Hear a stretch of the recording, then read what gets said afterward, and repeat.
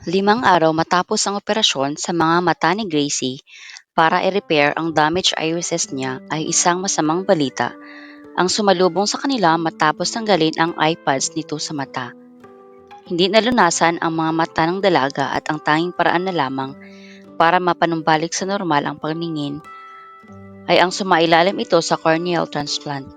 Bukod sa komplikasyon na tinamasa niya habang nasa operating table, ay masyadong tumagal ang kanilang paghihintay kaya mas nahirapan ang doktor na i-repair ang damage sa iris niya. Makikita sa lungkot ng kanyang mukha ang kawalan ng pag-asa sa sitwasyon niya. Ilang daang libo man ang iproduce ng kanyang mga magulang para sa kanyang operasyon ay wala rin iyang silbi kung ang kailangan pala niya ay cornea na maaari lamang niya makuha kung may isang tao na magdodonate niyon sa kanya. Let's not lose hope, Gracie, sabi ng doktor. Nasa transplant list ka na. And as soon as we receive our donation, tatawagan ka namin for the operation. I'm not hoping anymore, Doc. Alam ko na suntok sa buwan ang process ng waiting. Aside from the cornea itself, kailangan na match rin kami ng donor. But, Gracie, ani Mrs. Simeon. If there will be a donor, magpapasalamat ako ng lubos. But for the meantime, I just want to go home. Putol niya sa sasabihin pa sana ng ina. Kasabay ng paglabas ng doktor ay bumaba rin ang kanyang ina sa billing section para ayusin ang lahat ng dapat bayaran bago makalabas si Gracie sa naturang ospital. Naghihinayang siya dahil parang napunta lang sa wala ang perang inilabas ng kanyang mga magulang para sa operasyon, gayong hindi pa rin siya nakakakita ng maayos. Tanging ang operasyon na ito ang tinatanaw niyang siyang magbabalik ng normality sa kanyang buhay. How can she go on with her life now? Kailangan na ba niyang tanggapin ng taos sa puso ang sitwasyon niya ngayon? Dapat yata nung una pa lang ay ginawa na niya para hindi na mas lalo pang nabaon sa mga utang sa bangko ang kanilang kumpanya. Bukod sa factory na nangangailangan ng pera para makabangon muli ay nahati pa sa kanya ang mga loans para sa operasyon niya. Paano na ang mga magulang niya? Paano babayaran ng mga ito ang mga perang nahiram mula sa bangko at mga kakilala? Higit sa lahat ay paano siya makakatulong sa mga ito sa pagmamanage ng factory at sa pagbabayad ng utang kung ang pakiwari niya sa sarili ay imbalido. Sa lalim ng pag-iisip ay hindi alintana ni Gracie na kanina pa siya may kasama sa silid. Pinagmasdan ni Danny ang pabago-bagong mga emosyon sa kanyang muka. Batid ng binata ang bigat na dinadala niya sa dibdib. Pumikit ito at humugot ng isang malalim na hininga bago maingat na nilapitan ng dalaga. He reached for her hand and squeezed it gently para i-comfort siya at iparating sa kanya na nandito lang ito. Nang maramdaman ni Gracie ang mga kamay ni Danny na kumukulong sa kamay niya, ay hindi na niya naiwasang ikubli ang luwang kanina pa na nagbabadyang pumatak mula sa kanyang mga mata. Kusa niyang pinagsalikop ang kanilang mga daliri at inilapat niya ang pisngi sa dibdib ng lalaki. She felt so helpless and her tears flowed like river. Sa ganong paraan man lang ay mabawasan ang bigat sa kanyang damdamin. Hinayaan nitong ibuhos niya ang sama ng loob sa pag-iyak. Alam nitong isang paraan iyon para makagaan sa nararamdaman niya. Masuyo nitong hinaplos ang kanyang buhok para ipakita na dinadamayan niya ito. Bumubulong din ito ng mga katagang sa tingin nito ay makapagpapalakas ang kanyang loob rito. Subalit kahit anong gawin nitong pagpapatahan ay hindi siya nito maawat sa pag-iyak. Shh, tahan na Gracie. Sabi naman ng doktor na may pag-asa pa, di ba? Ayoko nang maghintay, ayoko nang umasa, higit sa lahat, Danny, ayoko nang ganito. Hindi malaman ng binata kung ano pa ang pwede nitong sabihin para lang mapaniwala ang dalaga na may pag-asa pa siya. Madaling sabihin ang mga salitang iyon para rito, pero paano si Gracie na siyang nagtatamasa ng hirap sa sitwasyong iyon? Kung pwede lang sana silang magpalit ng kalagayan ay napila na nito iyon sa itaas. Paano na si Mommy at Daddy? Paano na ako? Paano ng lahat ng bagay? Iyak niya. Nandito lang ako, Gracie. Hanggang kailan, Danny? Tanong niya matapos kalasin ang pagkakayakap niya sa baywang na binata. May sarili ka ring buhay, hindi naman pwedeng parati ka nilang sa tabi ko. Di ba sabi ko sa'yo nandito lang ako kung hanggang kailan mo ako kailangan? Oo nga, pero paano kung sabihin ko sa iyong habang buhay kitang kailangan? Mananatili ka ba sa tabi ko, Danny? Di naman tatagal ang ganun ang pangangailangan mo sa akin. Makalipas ang ilang buwan, si Rewel na ang tatayo sa lugar ko at sa panahon na iyon, ay alam kung kaya mo ng sarili mo. I don't need him, I need you. Sa higpit ng hawak ni Gracie sa braso ng binata ay nasisiguro ng huli na hindi lamang ang pag-alalay niya sa araw-araw ang tinutukoy ng dalaga sa sinabi nitong pangangailangan nito sa kanya. Maipapangako ba niya rito na habang buhay nga siyang mananatili sa tabi nito bilang isang tagapag-alalay o kaibigan man lang? Tiningnan niya ito at sa di mapailiwanag na damdamin ay ikinulong niya sa mga palad ang muka nito. Pinakatitigan niya ang mga mata nito at alam niya na sa lapit ng pagkakadikit nila ay nanganinag siya nito. Masuyo nang inipit sa likod ng tainga nito ang ilang hibla ng buhok nitong naligaw sa maganda nitong mukha. Naalala niya ang unang pagkakataon na ganito rin ang eksena nila sa ospital nang maaksidente ito. Deja vu, kung tutuusin, pero ngayon ay hindi siya pipigilan ang sarili. Masuyo niyang hinaplos ang daliri, mga lagbi ng dalaga na basa pa mula sa luha nito kanina. Dahan-dahan niyang ibinaba ang mga labis sa bibig nito para tikman ang tamis niyon. Isang malalim na hininga ang pinakawalan ni Gracie matapos ang maglapat at ginamit ni Danny ang pagkakataon na yon para mas mapalalim ang pa at pinagsasaluhan nila. Ramdam niya ang init na bumabalot sa pagkatao.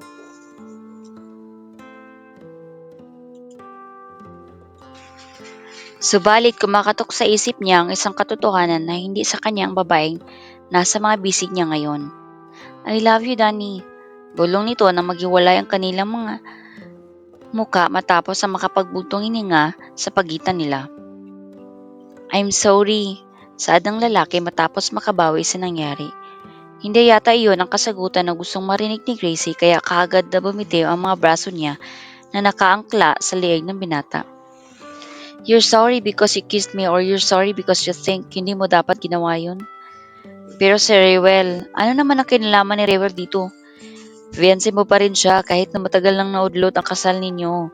Bilang lalaki, alam ko na hindi ko dapat ginawa yun sa'yo. Wala na kami ni Rewel at alam niya yun dahil sinabi ko mismo sa pagmumukha niya.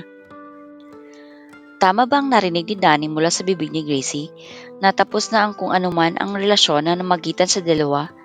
Hindi niya malaman kung magtatalon ba siya sa tuwa sa kaalaman na yun dahil bukas na ang pagkakaroon at pagkakataon para ipamalas niya sa babaeng minamahal ang tunay niyang nararamdaman para rito.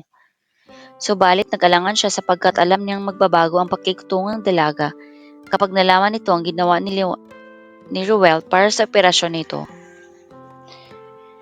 Lalo lamang gumulo ang kanyang isip dahil naalala niya ang iniiyak nito kanina. Paano na ang mga magulang nito at ang mga bagay-bagay na nakapaligid sa dalaga kung totoong tatanggihan nito ang inalok na kasal ni Ruel? Matibay ba ang loob nito na tanggihan muli ang dating kasintahan kapag nalaman nito na ang lahat ng tulong pinansyal na natanggap nito ay mula sa lalaking iyon? Ito ba ang ibig sabihin ni Ruel ang sinabi nito sa kanya na walang magagawa si Gracie kapag natapos na ang operasyon? Ibig bang sabihin niyon ay hindi na makakatanggi pa ang babae sa pagpapakasal sa una dahil lubog ito sa utang at utang na loob?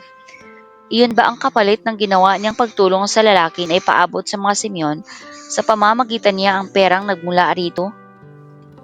Sinilyuhan ba niya ang sariling kasawian ng hindi man lang niya alam? Kaya ba niyang makita si Gracie sa mga bisig ng lalaking hindi nito mahal, ngunit makakasama sa habang buhay dahil tumatanaw lamang ito ng isang malaking utang na loob? Kung alam mo lang, Gracie, kung gaano kita kamahal, bulong ng binata. I know, pero mayroon kang hindi alam tungkol sa akin, putol nito. Kasal ka na? Ikakasal ka na? Nakangiting napailing siya sa mga tanong na iyon na Gracie. Kahit sa bigat ng dapat niyang ipagtapat dito ay nagagawa pa siya nitong pangitiin. Batid niyang wala sa katiting ng mga dahilan na sumagi sa isip nito ang dapat niyang ikumpisal dito. Kung ano man ang ipagtatapat mo sa akin, alam ko na hindi mabigat yon para mabago ang nararamdaman ko para sa iyo, Danny. Kaya nga bang paghawakan ng binata ang sinabing iyon ni Gracie? Alam niyang magagalit ito sa kanya kapag nalaman ito ang totoo. Ipinagdarasal na lamang niya na sana sa kinalaunan ay matanggap nito ang mga dahilan kung bakit niya yon nagawa rito at magawa sana nitong patawarin siya. Ang perang ipinahiram ko para sa operasyon mo ay galing kay Ruel, pag-aamin niya. Okay, bigla man sa kanyang sinabi ay inistiman nitong mabuti yon sa utak. Kinain mo ang pride mo upang makahiram ka ng pera kay Ruel para sa operasyon ko. Pagbibigay katuwiran nito sa kanyang revelasyon. Kung ganun nga lang sana ang nangyari, alam niyang hindi niya kailangang humingi kapatawaran sa dalaga sa ginawa niya. Kaya lang, ang perang na-raise ng pamilya mo ay galing din kay Ruel. So lumapit si na mami sa ex-fiancé ko para sa operasyon ko. Analisa nito sa mga nangyari. Kung ganun nga lang din sana ang nangyari, alam niyang hindi pa rin niya kailangang humingi ng kapatawaran dito. Ang lahat ng ginastos sa ospital at operasyon mo ay galing kay Ruel. Ipinadaan lang niya sa akin. Tinanggap mo ang tulong mula kay Ruel for my sake. Pagtatama nito sa pahayag niya. Kung ganun lang sana kadali ang lahat, subalit sa pawis na tumatagaktak sa noo at likod ni Danny, ay alam niyang hindi matatapos ang usapan nilang ito hanggat hindi na inaamin sa babae ang naging papel niya sa ginanap na operasyon nito at sa buhay niya nitong nakalipas na mga buwan. Nilapitan ako ni Ruel para iparating sa iyo ang mga tulong niya nang hindi mo nalaman. A gallant thing to do from Ruel kung wala siyang kapalit na inaasahan. Tumutulong siya sa pamamagitan mo para makarating sa akin dahil alam niyang hindi ko tatanggapin ang pera kung alam ko na sa kanya yon nagmula. If he seeks payment, I will pay him back with a currency, not with my I do. I don't see why it affects us, Danny. Paulit-ulit na umiutso ang mga katagang iyon ni Gracie sa kanyang isip at tila humahaplos iyon sa puso niya. Ngayon ay batid niyang kahit gaano kalaki ang pagkakautang ng mga Simeon kay Ruel ay hindi papayag ng dalaga na pakasal dito. Sigurado siyang magpapakundakuba ito sa trabaho. Mabayaran lang ang lalaki at nang hindi makaharap sa altar. Solved na sana ang problema niyang kung dito natatapos ang lahat. Kaya lang paano naman ang puso niya oras na aminin niya sa kausap ang isa pang parte ng papel niya sa negosasyon nila ni Ruel. Nagpretend ako na mayaman para hindi ka magtaka kung bakit kaya ako magbigay ng malaking halaga para sa operasyon mo. Kung pera lang ang habol ko, Danny, hindi ko na dapat iniwalayan si Ruel. Ang sarap pakinggan niyon sa pandinig ni Danny. Baliwala sa dalagang layo ng antas nila sa buhay at tanggap nito ang tunay ng pagkatao. Malaki ang natanggap ko na bayad mula kay Ruel. Bayad para saan? Kinakabahan at tanong nito. Para sa lahat ng nangyari, mahinang sagot niya. Kung walang bayad, Danny, sa tingin mo nasaan ka ngayon? Nandito sa tabi mo, nandito sa tabi mo, nandito pa rin sa tabi mo. Yun ang mga tagang idinalalangin ni Gracie na banggitin ng binata.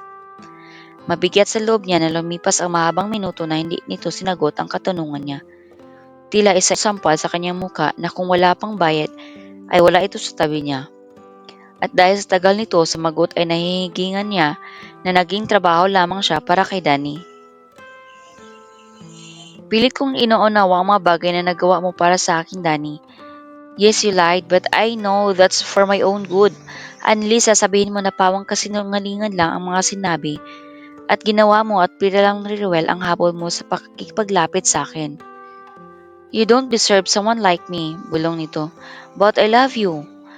Malaking tulong ang nagawa ni Ruel para sa iyo. And I still love you. Kayo ni Ruel ang nararapat para sa isa't isa. I said I love you. Ikaw at hindi si Ruel ang mahal ko, kaya bakit mo isinasaksak sa akin ang lalaking yun? Dahil hindi ko maibibigay sa iyo ang mga bagay na kayang ibigay sa iyo ni Ruel. Forget me at hayaan mo na malimutan din kita. Is this what she deserved after everything that happened to her? Why did he ever send Danny to her kung sakit din pala ng loob may dululot nito sa kanya? Alam niyang hindi niya dapat questionin ang nasa itaas, subalit hindi niya maiwasan ang magtanong ng bakit. Dahil sa totoo lang ay hindi niya alam kung ano ang kabutihan na ay maidudulot ng pagsubok na ito sa kanya. Tanggapin mong muli si Ruel dahil alam ko na hindi kanya pababayaan. Para sa ikabubuti mo ang lahat ng ginawa niya, saad ng lalaki. At para na rin sa ikatatahimik ko nalaman na malaman na nasa mabuti kang kalagayan. How dare him? How dare him to advise her kung ano ang dapat niyang gawin at sa kung sino ang dapat niyang tanggapin sa buhay niya. Please leave! Usal niya makalipas ang mahabang katahimikan. Wala pa mang 3 segundo matapos siyang magsalita ay narinig na ni Gracie ang papalayong mga yabag ni Danny at isang indikasyon ng paglisan nito ay ang paglapat ng pinto ng kanyang silid. Hindi niya pinigilan ang umiyak. Dinurog-durog ng katatapos na iksin ang puso niya. Kaya na nga niyang tanggapin ang nangyari sa kanya mula sa aksidente dahil alam niyang hindi siya pababayaan ng mga magulang at higit sa lahat ni Danny. She even made sure to see the good things na may kinalaman sa ginawang kasunduan ng dalawang lalaki. Dahil alam niyang ginawa iyon ni Danny para na rin sa ikabubuti niya. Pati ang katotohanan na tumanggap ito ng kabayaran mula kay Ruel ay nais niyang ibaon sa limot. Ano pa ba ang ibig dahilan nito para ipagtabuyan siya mabalik sa dati niyang kasintahan? Hindi pa ba sapat ang ginawa niyang pag-amin dito ng tunay niyang nararamdaman? Nagkamali ba siyang isipin na mahal din siya ng binata? Sinabi lang ba nito iyon para mabawasan ang bigat nito sa konsensya sa pagtataboy nito sa kanya? Inamin ni Danny na mahal siya nito pero bakit kailangan nitong tikisin ang sariling damdamin kung tinatanggap naman niya ang buo ng pagkatao nito? Isa lang ang sagot sa isip niya, hindi siya nito mahal kaya nagawa siyang talikuran nito.